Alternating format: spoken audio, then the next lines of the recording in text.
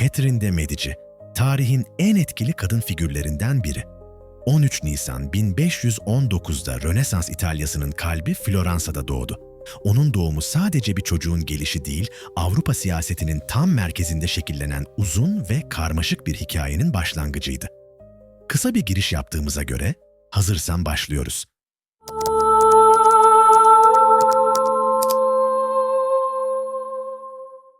Catherine'in annesi, Fransa'nın köklü ve etkili ailelerinden Boulogne Kontesi Madeleine de La Tour d'Auvergne'di. Bu aile, Fransız yönetici çevreleriyle güçlü bağlara sahipti. Babası Lorenzo de Medici ise Floransa'yı yöneten ve Urbino Dükü unvanını taşıyan biriydi. Lorenzo, eski bir aristokrat soyundan gelmiyordu. Ama Medici ailesi, bankacılıkla elde ettiği büyük servet sayesinde Avrupa'daki kraliyet ailelerini finanse etmiş, zamanla siyaset ve güç dengelerinin vazgeçilmez bir parçası haline gelmişti. Medici ailesi, Floransa'da Rönesans kültürünün gelişmesini desteklemiş, sanatı ve düşünceyi koruyarak şehri yüzyıllarca yönetmişti. Aile üyeleri, yaptıkları stratejik evliliklerle nüfuzlarını genişletmiş, hatta içlerinden papalar bile çıkmıştı. Catherine'in anne ve babasının evliliği de duygusal bir birliktelikten çok, siyasi bir ittifakın sonucuydu. Bu evlilik, Fransa Kralı Francis ile Papa Leo arasında ortak rakiplerine karşı kurulan bir denge planının parçasıydı. Catherine, soylu kabul edilse de İtalyan aristokrasisinin en üst tabakasında yer almıyordu. Buna rağmen ailesinin sahip olduğu güç, zenginlik ve bağlantılar onun geleceği için önemli bir avantajdı. Ne var ki hayat, Catherine'e daha ilk günlerinde ağır sınavlar sundu. Tek çocuk olarak dünyaya gelen Catherine, doğumundan kısa bir süre sonra annesini kaybetti. Annesi, doğum sonrası yaşanan ciddi bir enfeksiyon nedeniyle hayatını yitirmişti. Aynı günlerde Floransa'da ölümcül bir salgının baş göstermesi, bu kaybın etrafındaki belirsizliği daha da artırdı.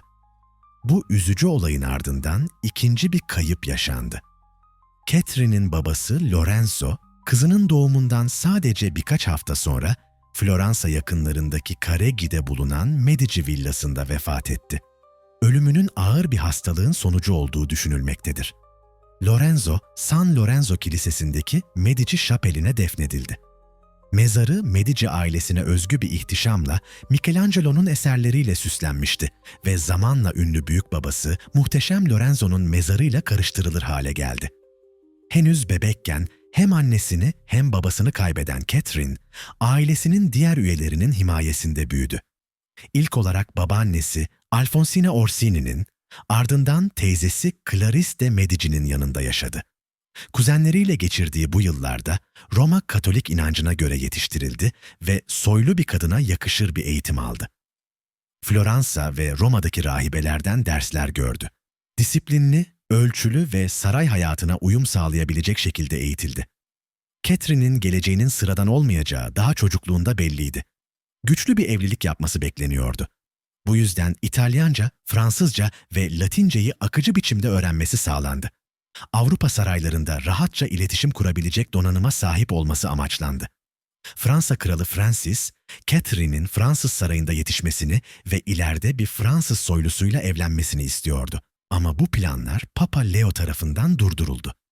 Papa, Catherine'i Floransa Lordu Ippolito de Medici ile evlendirmeyi düşünüyordu. Bu amaçla onu Urbino Düşesi ilan etti. Fakat kısa süre sonra Urbino topraklarının çoğu papalığa bağlandı.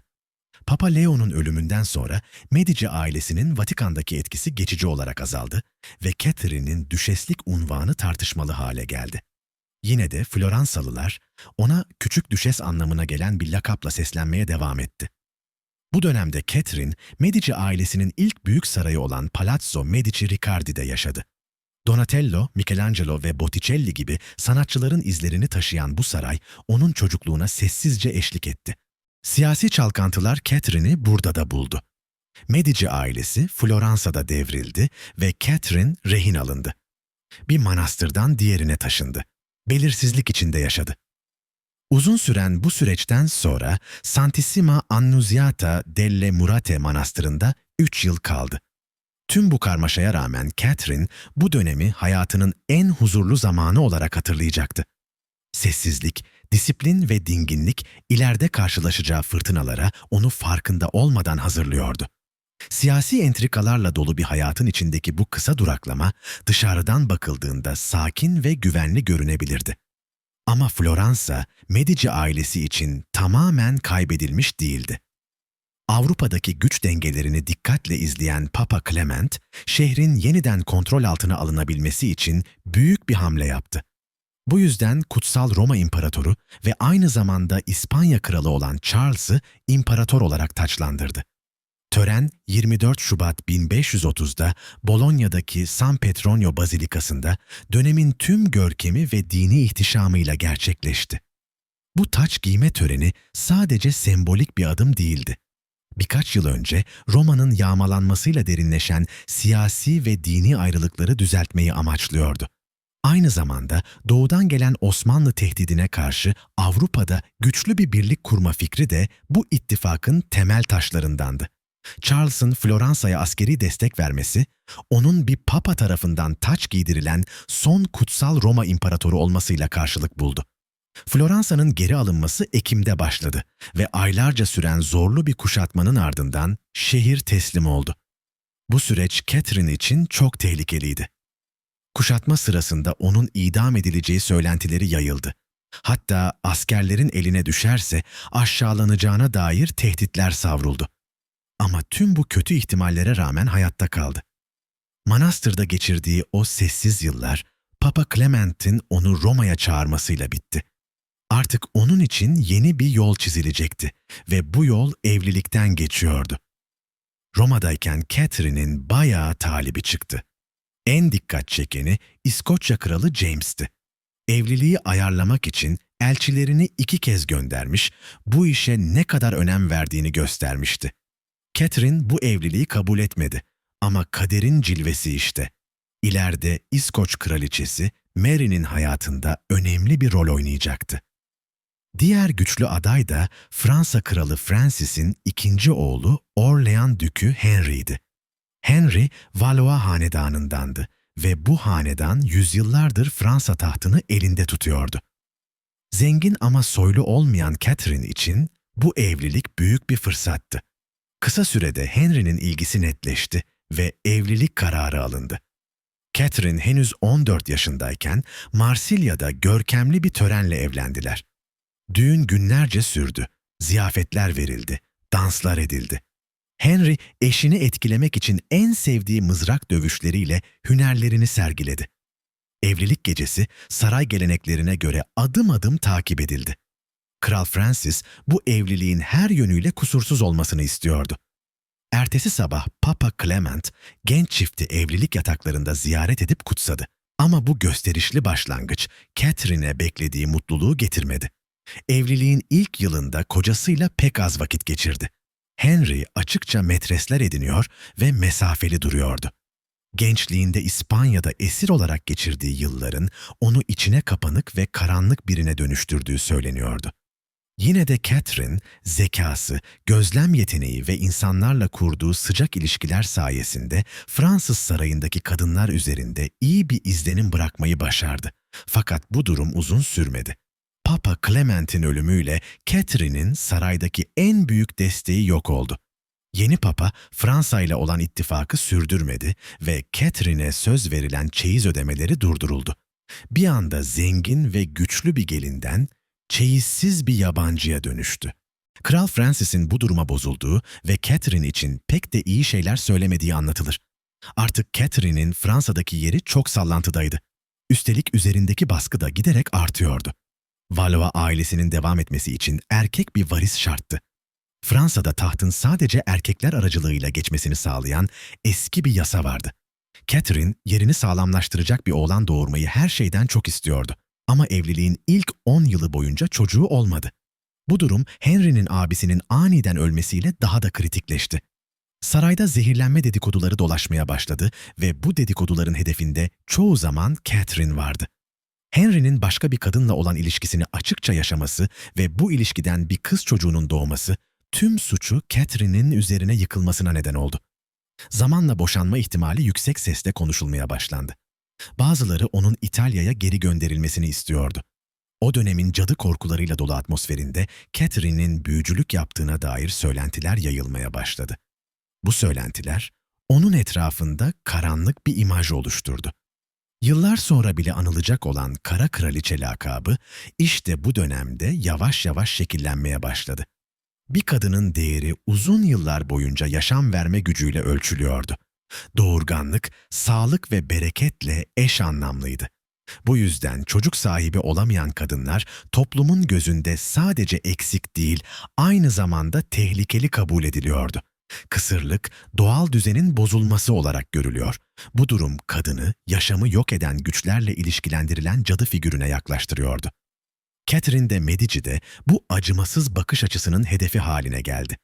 Onun astrolog Nostradamus'la yakınlığı ve kehanetlere merakı dedikoduları iyice alevlendirdi.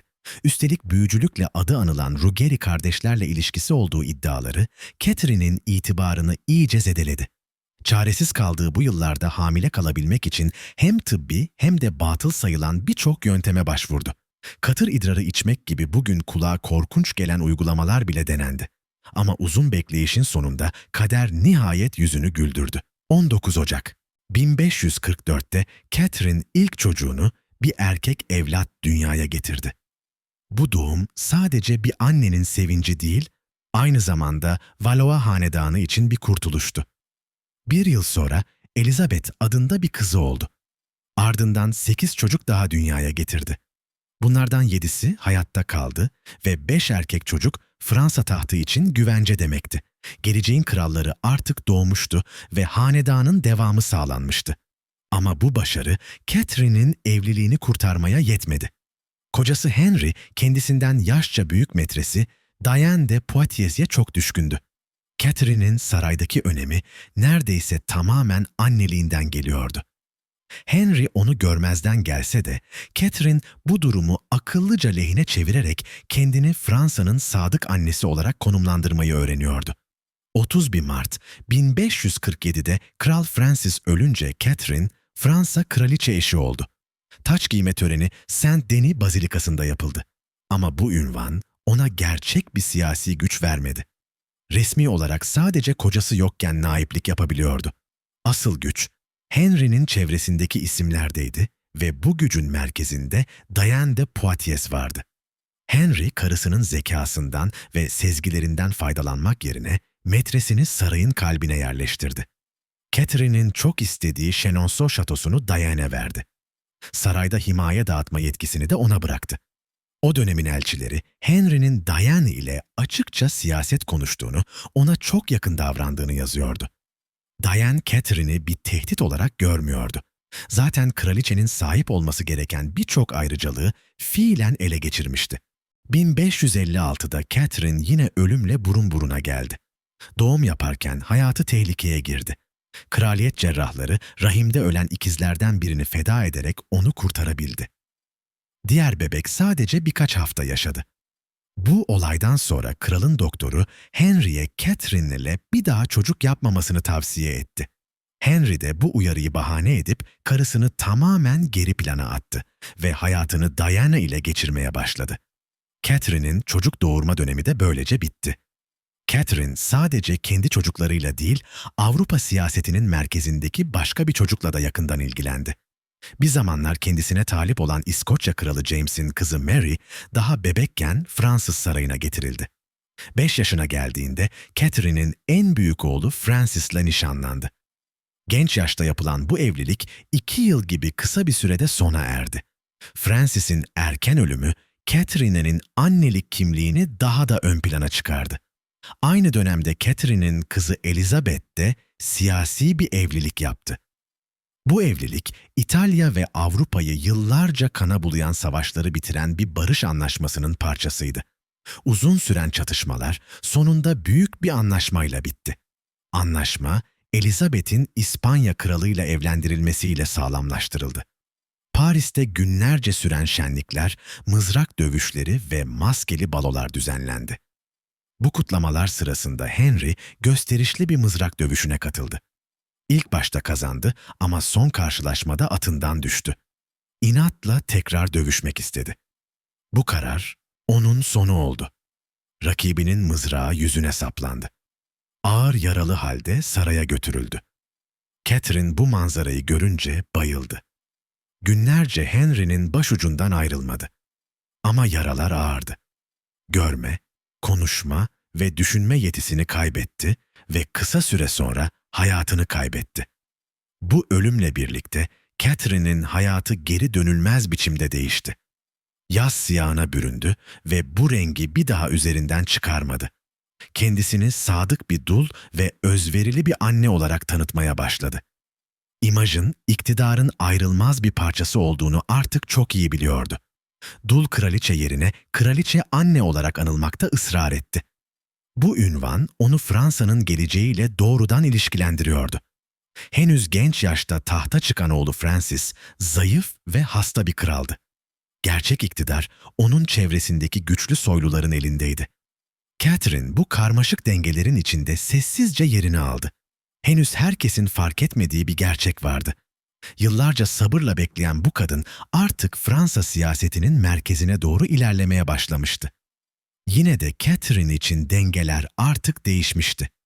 Bir kralın annesi olmak, bir kralın eşi olmaktan çok daha büyük bir güç anlamına geliyordu. İkinci Francis adına yayımlanan resmi belgelerde kullanılan ifadeler bunu açıkça gösteriyordu. Kralın kararları annesinin onayıyla başlıyor, onun iradesiyle şekilleniyordu. Bu durum, Catherine'in artık yalnızca bir figür olmadığını, yönetimin merkezine yerleştiğini kanıtlıyordu.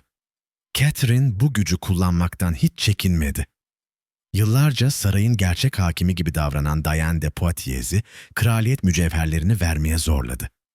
Chenonceau şatosunu boşaltmasını emretti ve Diane'in oradaki tüm çalışmalarını iptal etti. Sarayda ve yönetimde Diane'e bağlı kim varsa kısa sürede görevden alındı. Bir zamanlar Diane tarafından uzaklaştırılan isimler yeniden yükselişe geçti. Devletin önemli makamları Catherine'in onayladığı kişilerle doldu. Bu kadro değişiklikleri olurken Fransa çok daha büyük bir sorunla uğraşıyordu. Dini gerilim artık kontrolden çıkmıştı. Martin Luther'in Katolik kilisesine eleştirileriyle başlayan Protestan hareketi tüm Avrupa'yı sarsmıştı. Fransa'da bu fırtınanın tam ortasındaydı. Kraliyet ailesi Katolik olmasına rağmen ülkede hızla büyüyen bir Protestan topluluk vardı.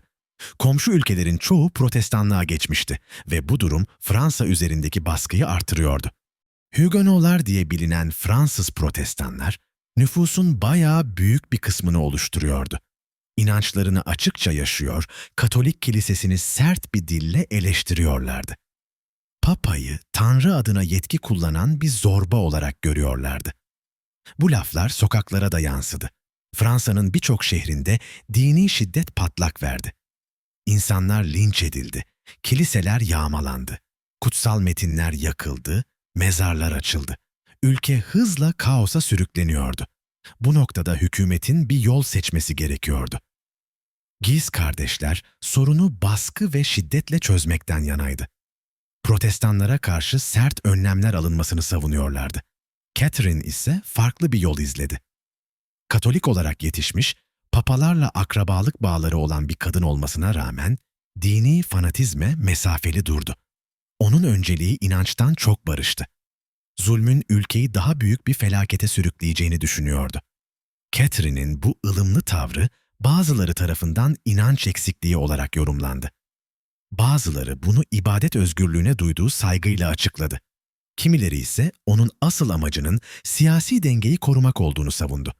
Sebep ne olursa olsun, Catherine bu yaklaşımı sayesinde Guise kardeşlerin gölgesinden sıyrılmayı başardı. Sert politikalar çatışmayı daha da körüklüyordu. Huguenotlar bu baskıya karşı Bourbon hanedanından destek aramaya başladı.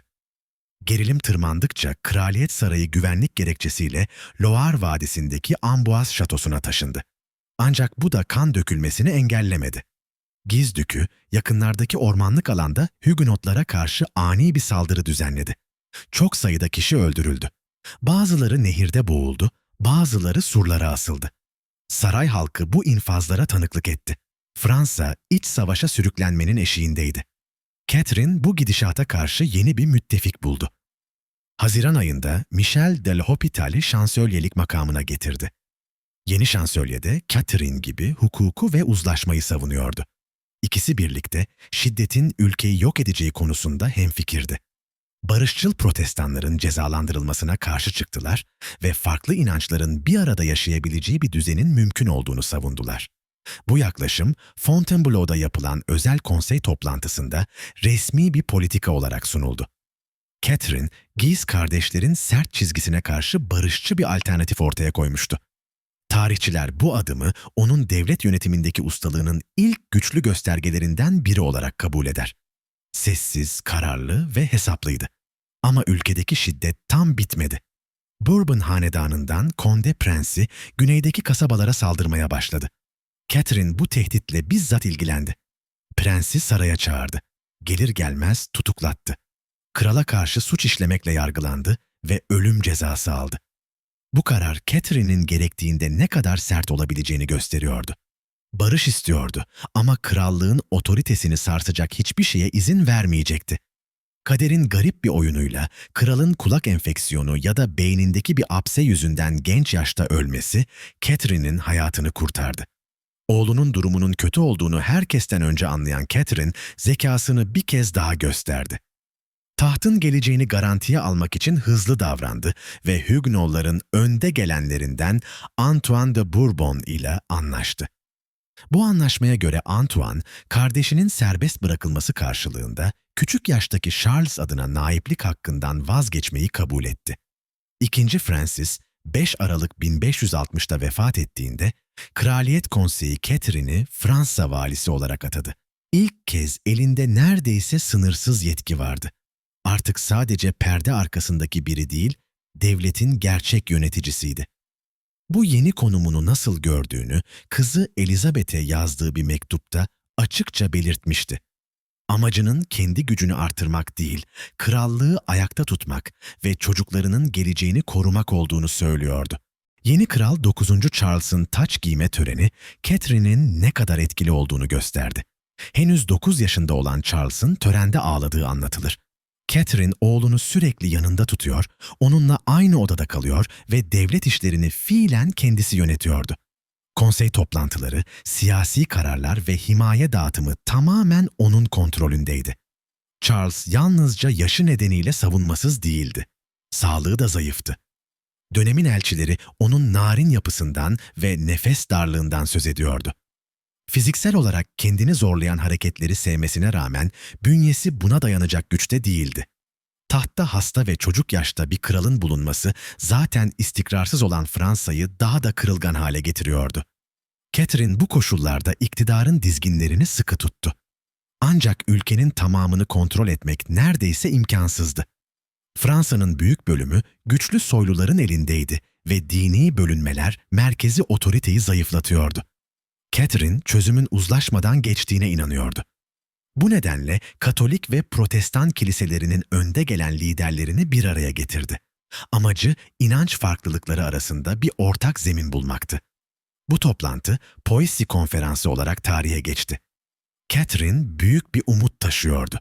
Ona göre dini liderler uzlaşırsa ülke de huzura kavuşacaktı. Ancak gerçekler farklıydı. Görüşmeler sonuçsuz kaldı ve toplantı dağılmak zorunda kaldı. Catherine, inancın insanlar üzerindeki etkisini hafife almıştı. Dini anlaşmazlıkların yalnızca siyasetle çözülebileceğini sanmıştı. Yine de geri adım atmadı. Uzlaşma politikasını sürdürmek için Saint-Germain fermanını yayımladı. Bu ferman, protestanlara sınırlı ibadet özgürlüğü tanımayı ve tansiyonu düşürmeyi amaçlıyordu.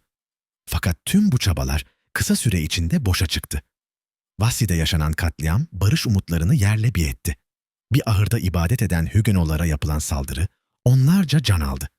Olay ülkeyi geri dönülmez bir şiddet sarmalına sürükledi. Guise Dükü Paris'te kahraman gibi karşılandı. Huguenotlar ise intikam çağrıları yapmaya başladı. Fransa uzun yıllar sürecek bir iç savaş dönemine girdi. Kimi zaman açık çatışmalar yaşandı. Kimi zaman kırılgan ateşkesler sağlandı. Ancak gerçek barış bir türlü gelmedi. Huguenot liderleri kısa sürede ordu kurdu ve dış destek aramaya başladı. Guise'nin sert politikaları direnişi daha da güçlendirdi. Birçok şehir el değiştirdi. Catherine kan dökülmesini durdurmak için yeniden müzakere yolunu denedi ve Amiral Coligny ile görüştü. Ancak bu temaslar sonuç vermedi. Uzlaşma kapıları kapanınca Catherine de silahlı karşılık vermekten çekinmedi. Kraliyet ordusu harekete geçti ve isyancıların elindeki Rouen kuşatıldı. Catherine danışmanlarının tüm uyarılarına rağmen savaş alanına gitti. Ölümcül şekilde yaralanan Antoine de Bourbon'un son anlarında yanında bulundu. Bu görüntü onun hem sert hem de duygusal yönünü aynı anda yansıtıyordu. Ancak Katoliklerin bu başarısı uzun sürmedi. Orléans kuşatması sırasında Guise Dükü suikasta kurban gitti. Bu olay aristokrat aileler arasında kan davalarını başlattı ve nefreti daha da derinleştirdi. Catherine ise bu ölümden memnuniyet duydu. Guise'nin etkisinin sona ermesiyle oğlunun hükümeti üzerindeki baskının azaldığını düşünüyordu. Onun için bu, barışa giden yolun önündeki en büyük engellerden birinin ortadan kalkması anlamına geliyordu.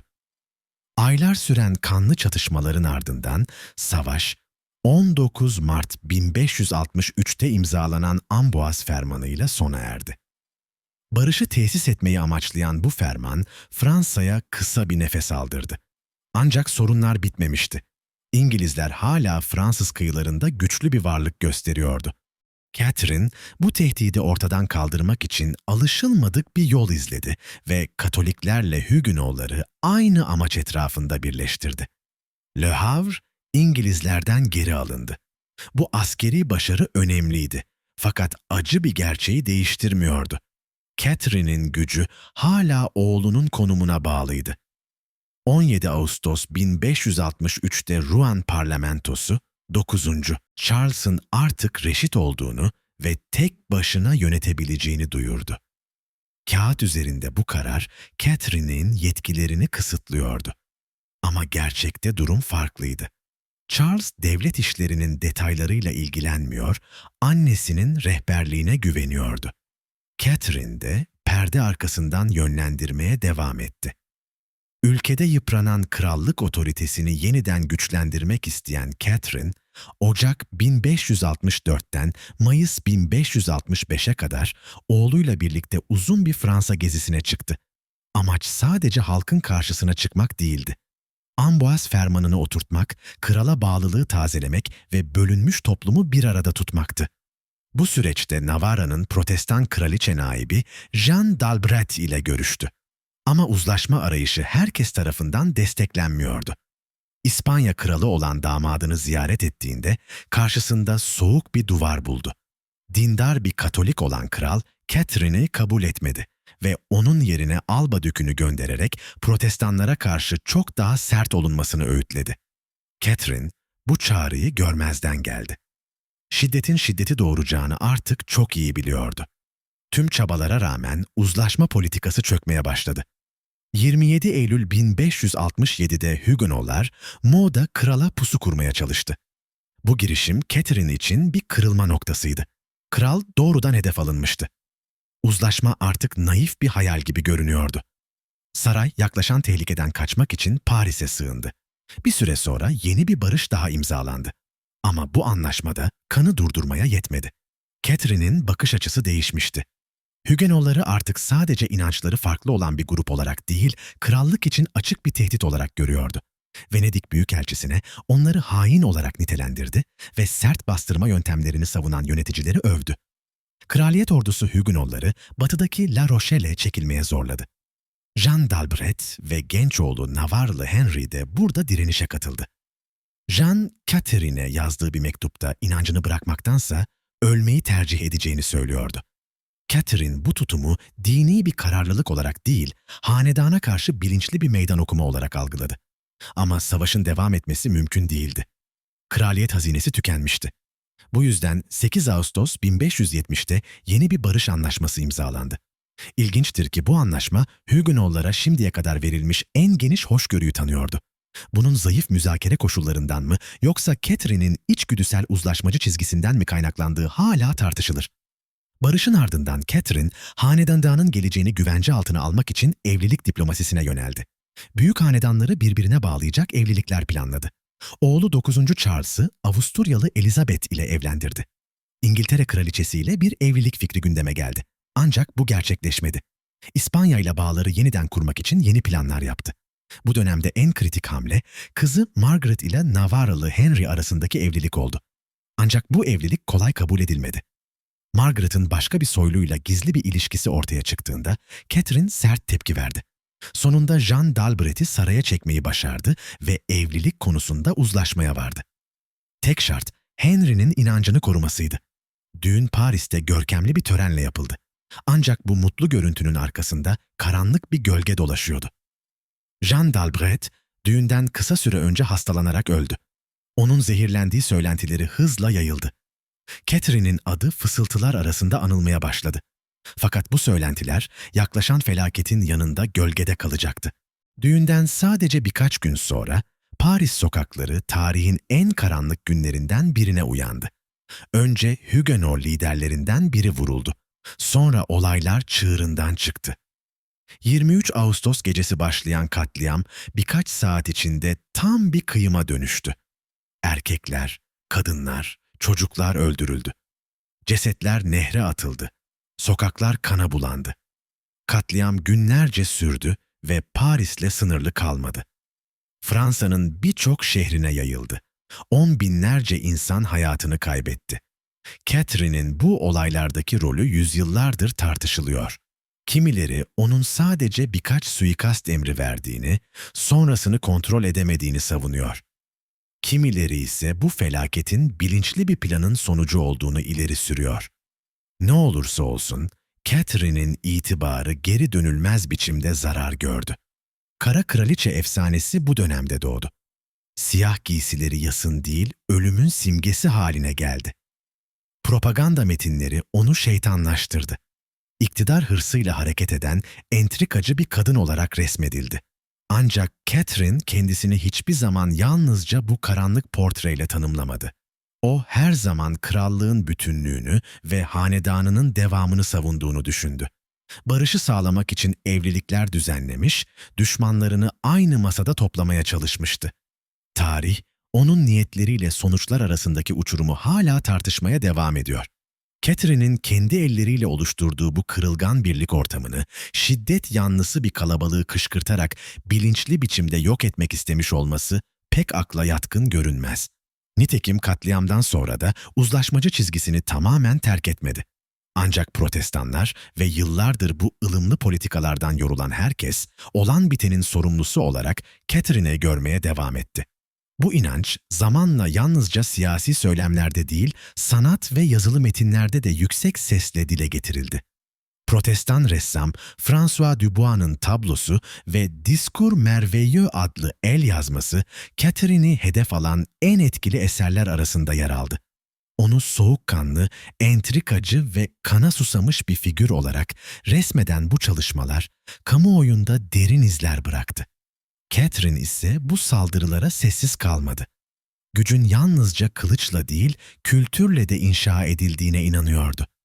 Bu düşünceyi Medici ailesinden miras aldığı sanat sevgisiyle birleştirdi. Floransa'daki atalarının yaptığı gibi Fransa'da da sanatı himaye etti. Monarşiyete olan bağlılığın zayıfladığı bir dönemde Valois hanedanının prestijini sanat yoluyla yeniden inşa etmeye çalıştı. Yaklaşık 30 yıl boyunca süren büyük bir sanat hamiliği programı başlattı. Portre sanatının yükselişini fark ederek saraya ressamlar davet etti. Kendisinin ve ailesinin sayısız portresini yaptırdı. Bu çalışmalarla hanedanı görsel olarak ölümsüzleştirmeyi amaçladı. Buna rağmen ardında bıraktığı sanatsal miras kalıcı olmadı. Düzenlediği gösterişli festivaller ve desteklediği sanat çevresi onun ölümünden sonra dağılmaya başladı. Kalıcılığını koruyan tek alan mimari oldu. Onarttığı kraliyet sarayları, Paris'te inşa ettirdiği Tuileries ve Hôtel de la Reine saraylarıyla kendisi ve kocası için tasarlanan Rönesans tarzı mezar, onun izini günümüze taşıdı. Aziz Bartholomew Günü katliamından 2 yıl sonra, Valois hanedanını sarsacak yeni bir kriz patlak verdi. Kral 9. Charles henüz 20'li yaşlarının başındayken tüberkülozdan hayatını kaybetti. Rivayete göre son nefesinde annesinin adını haykırmıştı. Varis bırakmadan ölen Charles'ın ardından tahta kardeşi Anjou Dükü Henry geçti. Henry bir yıl önce kral seçildiği Lehistan-Litvanya Birliği'nden geri çağrıldı ve Fransa tacını kabul etti. Henry, abilerinden farklı olarak deneyimli ve olgun bir hükümdar olarak tahta çıktı.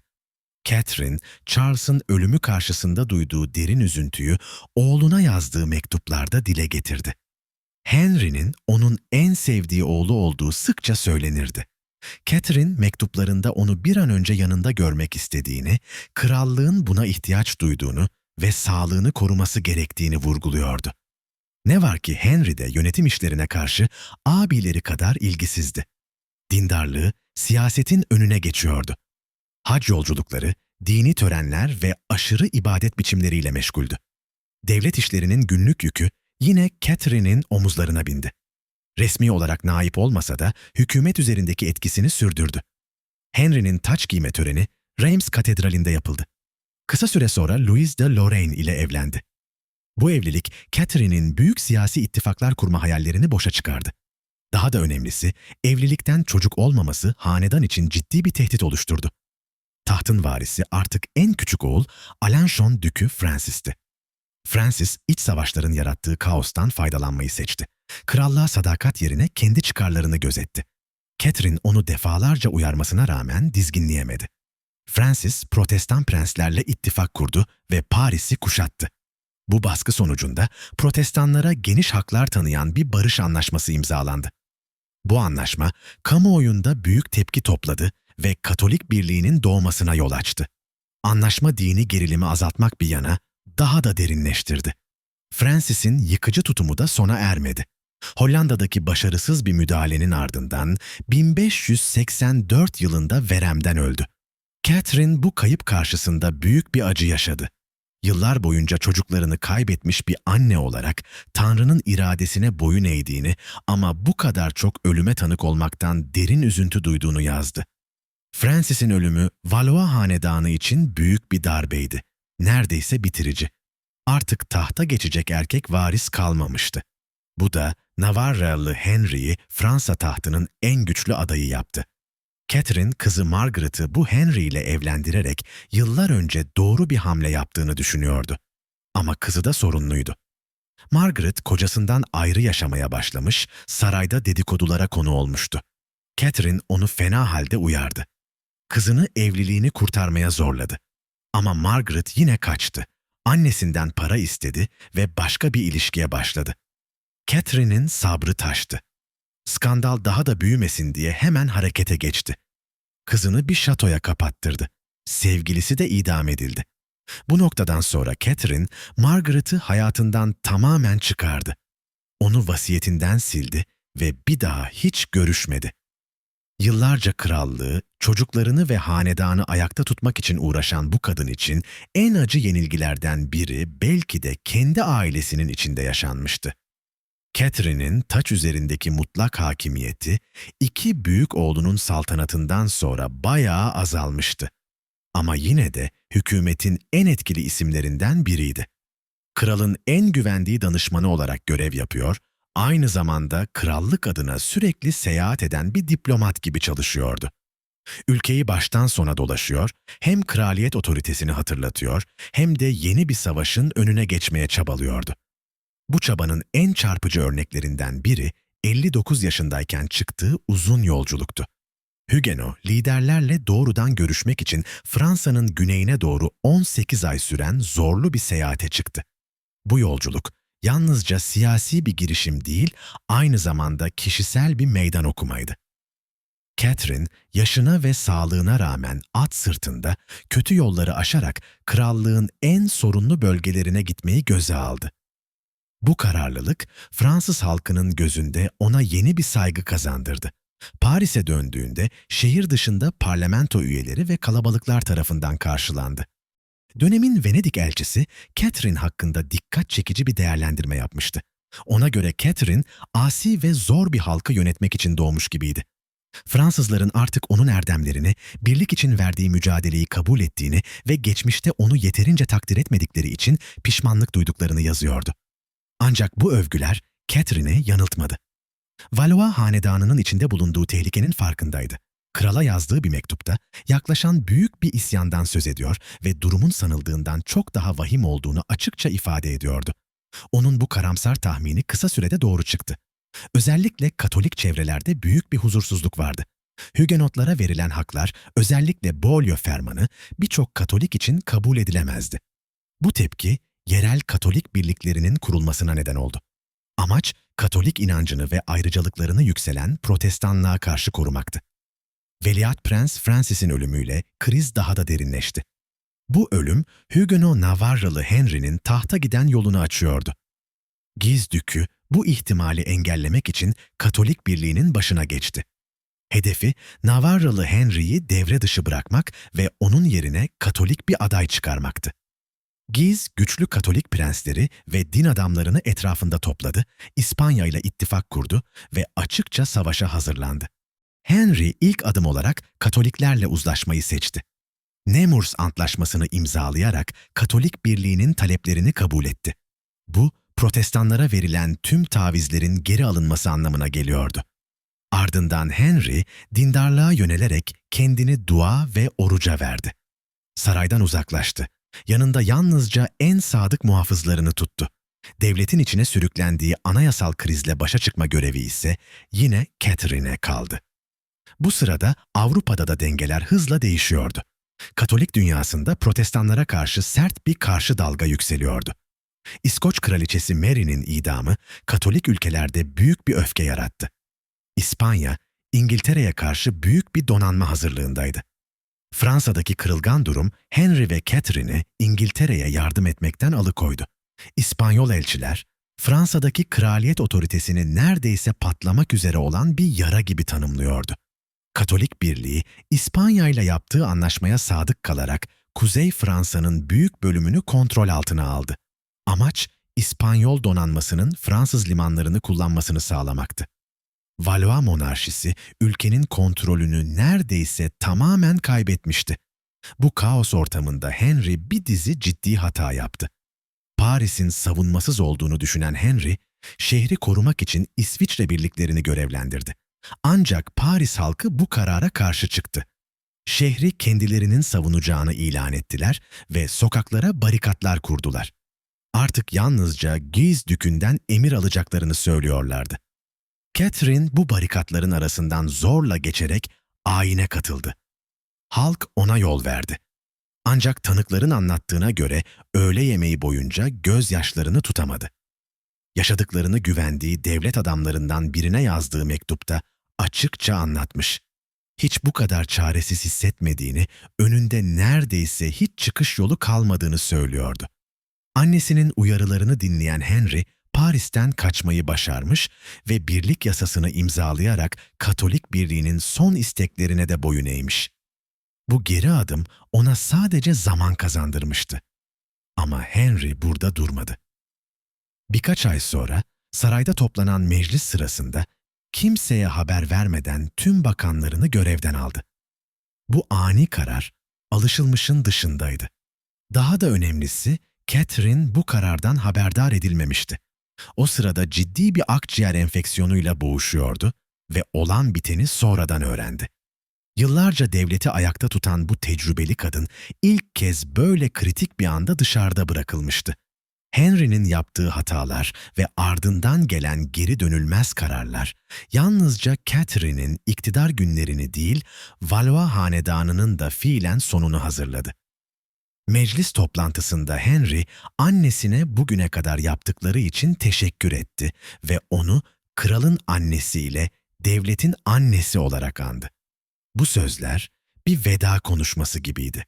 Çünkü hemen ardından alınacak kararlar, Catherine'in tüm hayatı boyunca savunduğu temkinli siyaset anlayışını yerle bir edecekti.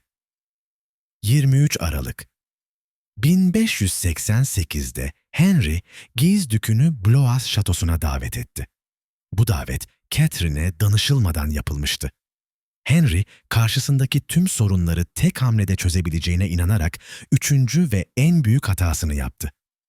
Guise kralın odasına girdiği anda Henry'nin kişisel muhafızları olan 45'ler tarafından kralın yatağının ayak ucunda bıçaklanarak öldürüldü. Aynı anda Guise ailesinden birçok kişi tutuklandı. Aralarında Guise kardinali de vardı ve o da kısa süre sonra zindanda vahşice öldürüldü. Her şey bittikten sonra Henry olanları Catherine'e anlattı. Ondan af diledi ve bu cinayetleri Guise'in kendisine karşı benzer bir planı engellemek zorunda kaldığı gerekçesiyle savundu. Catherine'in ilk tepkisi tam olarak bilinmiyor. Ancak oğlunun bu pervasız eylemleri onun yıllarca sürdürdüğü ihtiyatlı diplomasinin tam tersiydi. Noel günü bir rahiple dua ederken söylediği sözler, içindeki korkuyu ve çaresizliği açıkça yansıtıyordu. Oğlunun felakete doğru sürüklendiğini görüyordu. Yeni yılın ilk günlerinde Catherine eski dostlarından Kardinal de Bourbon'u ziyaret etti. Yakında serbest bırakılacağına dair verdiği söz, kardinalin acı dolu ve alaycı cevabıyla karşılandı. Bu sözler, Catherine'in artık olayları kontrol edemediğinin acı bir göstergesiydi. Sadece birkaç gün sonra 5 Ocak 1589'da Catherine de Medici 69 yaşında hayata veda etti. Büyük olasılıkla akciğer iltihabına bağlı bir hastalık onu yatağa mahkum etmişti. Birçok kişi yıllar süren stresin ve oğlunun düşüncesiz kararlarının ömrünü kısalttığına inanıyordu. Paris hala kraliyete düşman güçlerin kontrolünde olduğu için Catherine kocası II. Henry'nin yanına gömülemedi. Önce Blois yakınlarında toprağa verildi. Daha sonra naaşı Fransız krallarının geleneksel mezar yeri olan Saint-Denis Bazilikası'na taşındı ve kocasının yanına yerleştirildi. Mezarları, erdemleri simgeleyen heykellerle süslü görkemli bir yapıydı. Ancak Fransız devrimi sırasında bu mezar da diğer pek çoğu gibi tahrip edildi. Yıllar sonra yeniden toparlanarak Saint-Denis'e geri getirildi. Catherine'in ölümünden yalnızca aylar sonra son oğlu 3. Henry de bir suikast sonucu hayatını kaybetti. O öldüğünde Paris'i Navarralı Henry ile birlikte kuşatıyordu. Bu ölümle birlikte yüzyıllardır Fransa'yı yöneten Valois hanedanı tamamen sona erdi. Taht Bourbon hanedanına geçti. Catherine, Henry hariç tüm çocuklarından daha uzun yaşamıştı. Onun ardından Fransa'da yeni bir dönem başladı. Daha sonra Fransa kralı olacak Navarralı Henry, kayınvalidesi Catherine hakkında dikkat çekici bir değerlendirme yaptı. Kocasını kaybettikten sonra 5 küçük çocukla ve iktidarı ele geçirmek isteyen güçlü ailelerle baş başa kalan bir kadının başka nasıl davranabileceğini sorguladı. Ona göre Catherine, oğullarını korumak için zor ve çelişkili roller üstlenmek zorundaydı. Daha kötüsünü yapmamış olmasına şaşırdığını açıkça dile getirdi. Catherine de Medici, 6. yüzyıl Avrupa'sının en güçlü kadınlarından biri oldu. Medici ailesinin mirasıyla doğdu. Fransa kraliçesi oldu ve 3 kralın annesi olarak devletin kaderini şekillendirdi. Ancak ardında bıraktığı miras, güç, korku ve tartışmalarla gölgelendi. İç savaşlar, dini çatışmalar ve özellikle Aziz Bartolomeu Günü katliamı onun adını tarihin en karanlık sayfalarına yazdı. Uzlaşma arayan bir anne, sanatı ve kültürü destekleyen bir hami, hanedanını ayakta tutmaya çalışan bir devlet insanı olarak mı hatırlanmalıydı? Yoksa Machiavelli'nin öğretilerini uygulayan soğukkanlı ve acımasız bir kara kraliçe olarak mı? Gerçek muhtemelen bu iki uç arasında bir yerdeydi. Yetkisi içinde bulunduğu kaosla sınırlıydı ve aldığı kararlar çoğu zaman çaresizlikten doğmuştu. Catherine olmasaydı, oğullarının bu kadar uzun süre tahtta kalması belki de mümkün olmayacaktı. Peki siz ne düşünüyorsunuz? Catherine de Medici tarihin anlattığı gibi kara kraliçe miydi? Yoksa hatırlanmak istediği gibi fedakar bir anne ve zeki bir siyasetçi mi? Görüşlerinizi yorumlarda mutlaka paylaşın. İzlediğiniz için teşekkür ederiz.